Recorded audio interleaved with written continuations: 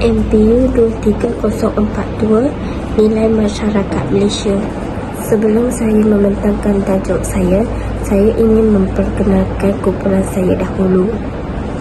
Selamat sejahtera, nama saya Nitya, anak perempuan K. Subramaniam. Nombor matriks 04 DAT 24F1063 daripada kelas DAT 2C. Nama saya Gam Rashing, Matrik 04 DAT 24F1048. Saya dari DAT 2C. Nama saya Anjana Sukumaran, nombor matrik 04 DAT 24F1999 dari DAT 2E. Kumpulan kami akan membentangkan tajuk sistem nilai agama Buddha. Yang pertama adalah pengenalan agama Buddha. Agama Buddha telah diasaskan oleh Siddhartha Gautama. Siddhartha Gautama dikenali sebagai pemberi cahaya. Setelah beliau mendapat ilham, pemakluman atau pengajaran agung, beliau merupakan seorang putera raja, iaitu anak kepada Sadana dan Maya. Semasa umur 29 tahun, beliau telah keluar dari istana dan melihat 3 penderitaan, iaitu tua, penyakit dan kematian. Untuk bagi penyelesaian bagi ketiga-tiga penderitaan itu, beliau telah meninggalkan segala yang dimiliki, termasuklah anak, isteri, ibu dan bapa, serta kemewahannya. Setelah mengembara selama 6 tahun dan bertapa selama 48 hari, beliau telah memahami bahawa penderitaan ialah lumrah kehidupan manusia dan menyadari bahawa pembebasan diri daripada penderitaan hidup cukup. Selain itu, dalam ajaran Buddha terhadap 4 kebenaran mulia, iaitu hidup penuh dengan kesengsaraan. Merujuk penderitaan atau kesesaran hidup duka merupakan lumrah alam. Duka diberi maksud kelahiran, tua, sakit, berpisah dengan orang tersayang dan tidak mendapat apa-apa yang dikehendaki. Yang kedua ialah sebab untuk kesengsaraan.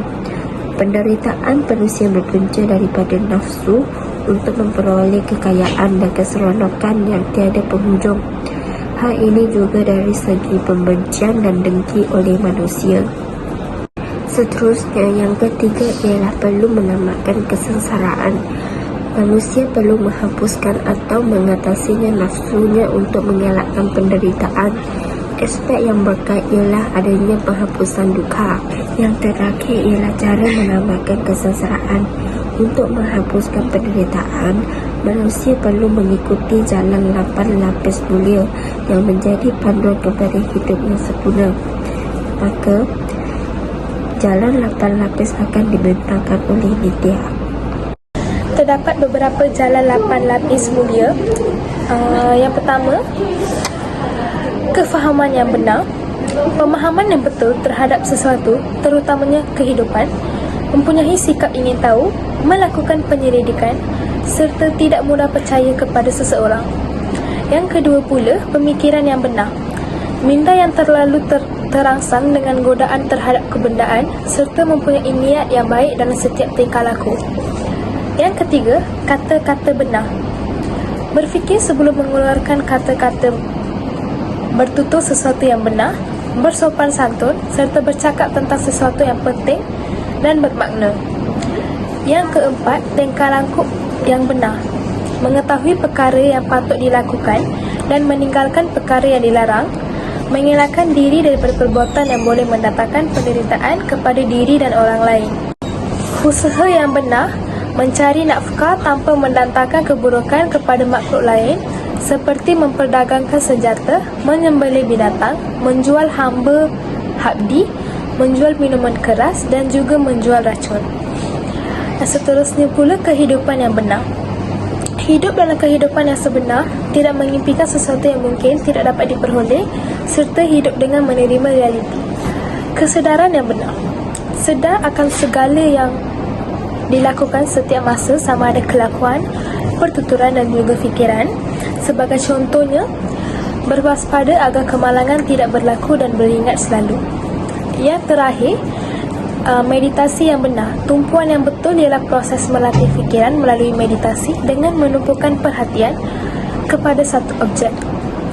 Dengan mempraktikkan meditasi, manusia boleh mendalami diri, emosi, pemikiran dan juga perasaan.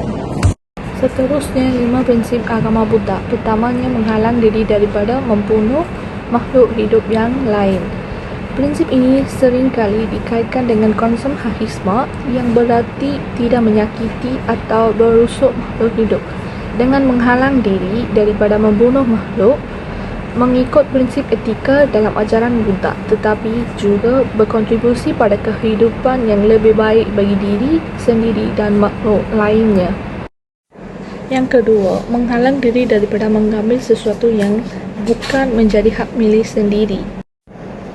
Prinsip ini berhubung erat dengan kejujuran, integritas dan tanggungjawab sosial. Dengan menghalang diri daripada mengambil sesuatu yang bukan hak milik sendiri, kita tidak hanya mengikuti prinsip moral dalam ajaran Buddha, tetapi juga berkontribusi pada keharmonian sosial dan pengembangan diri yang lebih baik. Yang ketiga, menghalang diri daripada melakukan dan mengamalkan kesalahan seksual. Kesalahan seksual dalam ajaran Buddha mencakup pelbagai perilaku yang dapat mencederai orang lain atau diri sendiri. Ini dapat termasuk perbuatan merugikan seperti perzinahan, pemaksaan seksual, pelecehan atau hubungan seksual dengan mereka yang tidak setuju tidak akan konsep. Prinsip ini menekankan pentingnya menghormati batasan dan kehormatan orang lain serta menjaga kesucian hubungan. Selain itu, menghalang diri daripada berkata bohong atau menipu. Kebohongan mencakup pernyataan yang tidak benar yang disengaja untuk menipu orang lain. Ini biasa berupa informasi yang salah, omong kosong atau pernyataan yang dirancang untuk menggelabui. Penipuan melibatkan tindakan atau kata yang dengan tujuan untuk memperdaya orang lain, seringkali untuk mendapatkan keuntungan dengan cara yang tidak etis atau tidak jujur. Akhir sekali, menghalang diri daripada mengambil bahan yang boleh memabukkan diri. Bahan yang memabukkan merujuk kepada segala sesuatu yang dapat mempengaruhi kesedaran dan fungsi mental seseorang. Ini termasuk alkohol, narkotika dan zat radikal lazim lainnya. Tindakan menggunakan bahan-bahan ini sering kali dapat menyebabkan kehilangan kendali asa atas pikiran dan perilaku serta menghasilkan efek negatif pada individu dan orang di sekitar mereka. Terima kasih.